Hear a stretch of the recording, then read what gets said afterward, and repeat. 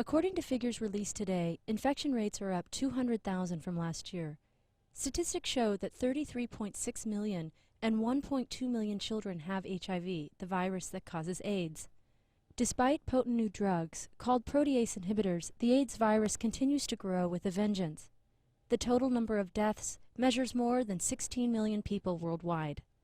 The reality is there are a lot of people who are living, a lot more people who are living a lot longer with HIV infections, even with an AIDS diagnosis, because of protease inhibitors and other advances in treatments. Dallas Dishman is a medical geographer and has studied AIDS since the first recorded cases in the 1980s. The flip side is we think everything's rosy. We're not seeing the harsh realities that this epidemic continues to rage, and that's just in this country. So how can students protect themselves? The USC Health Center offers these prevention tips. If you are sexually active, use a condom or a dental dam. If you use intravenous drugs, use bleach to clean your needles.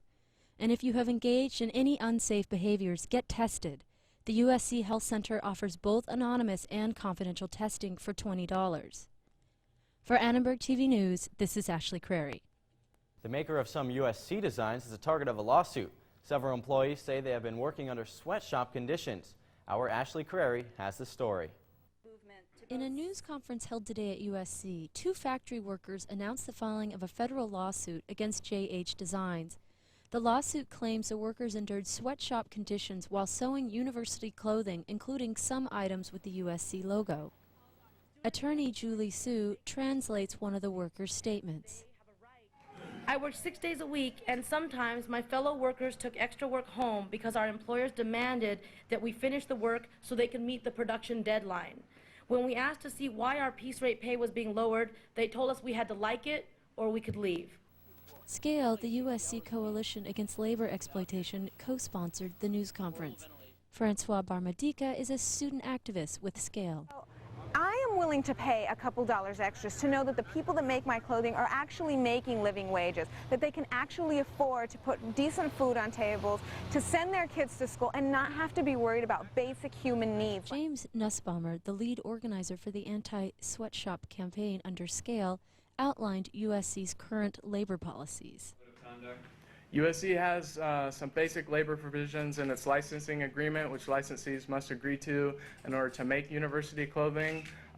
Things such as, the right to collectively bargain, the right to a minimum wage, no child labor, no forced labor, have yet to incorporate living wage standards, have yet to incorporate public disclosure, independent monitoring, but they're beginning to take steps. Stephen V. Young, attorney for JH Designs, told Annenberg TV News that the lawsuit is bunk.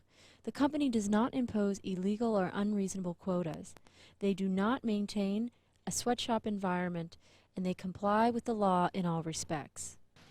After the news conference, students marched across campus to present USC with their demands. For Annenberg TV News, this is Ashley Crary. And today marks the 1-year anniversary of the beating that took Matthew Shepard's life. Students here at USC took time to remember him. Here's Ashley Crary with more. 1 year ago today, Matthew Shepard was brutally beaten and left to die tied to a fence post in rural Wyoming. The anniversary coincides with USC's National Coming Out Week. How has Shepard's death affected other gay students in their decision to come out? How can you possibly come out when you're Mormon in a hick town in Oregon? You might as well sign your death certificate. It's not easy. USC student Billy Thompson was cautious in his coming out process. And I think people need to feel like they can be comfortable with themselves and be honest with themselves, but there is a point where you have to be careful, and that's sad. It's upsetting and it's very sad that people do have to be afraid. And that's what we're about here, is making it so that people don't have to be afraid in these other places.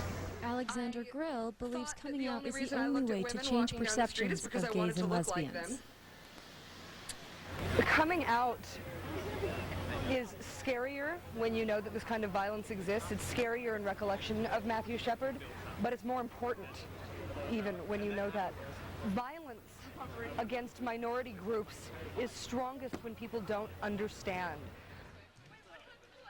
Today, USC both honors the memory of Matthew Shepard and the future of the gay community. They carry the flag around campus in solidarity, hoping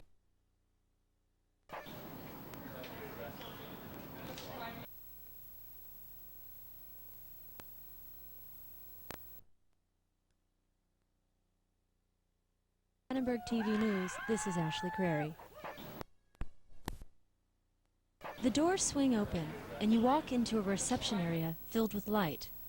To the left is a row of new computers and comfy chairs straight out of a coffee house. But you won't find coffee here.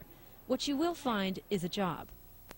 Welcome to the newly renovated Career Planning and Placement Center. Jasmine Salamera greets visitors to the center. She helps them navigate their way around the new building. The new Career Center just opened this year. It's definitely a massive, dramatic change from last year's, which was much smaller. And now we've expanded, so we have 2 floors. We have upstairs, and we do career placement in planning and counseling, that sort of thing. And downstairs, we have a recruiting office. Looking for an internship? Job seekers can check out hundreds of internship listings in the recruiting office 1 floor down. That's what Erica Castaneda came for. They have listings of internships throughout California or wherever it is that you actually want to go do that internship, whether it's in-state or out-of-state. They have it listed by, like I said, by state, by major, by emphasis. So now that you have that internship, what other services can you find at the new Career Placement Center? Director Eileen Cohan highlights other benefits of coming to the center. Ways to use the space. Upstairs, the new center that we moved into a week and a half ago handles all of our career counseling, our workshops around job search strategies, deciding on a job or what to do when you don't know what to do. Eileen's advice is simple. I really think the most important thing for students to know is that they own their careers, not their parents, not their friends, not USC, not an employer who really wants them to work for them. Students really have to think in terms of taking ownership, because it's going to be a lifelong process in terms of as they move through different careers. The Career Planning and Placement Center has undergone a facelift, but the changes go beyond the retro lamps and trendy computers. Whether you're a sophomore, a senior, a graduate student, or a USC alumni, the Career Center will try to meet your job search needs. Curious? Log on to the USC website and press keyword Career Center. For Annenberg TV News, this is Ashley Crary.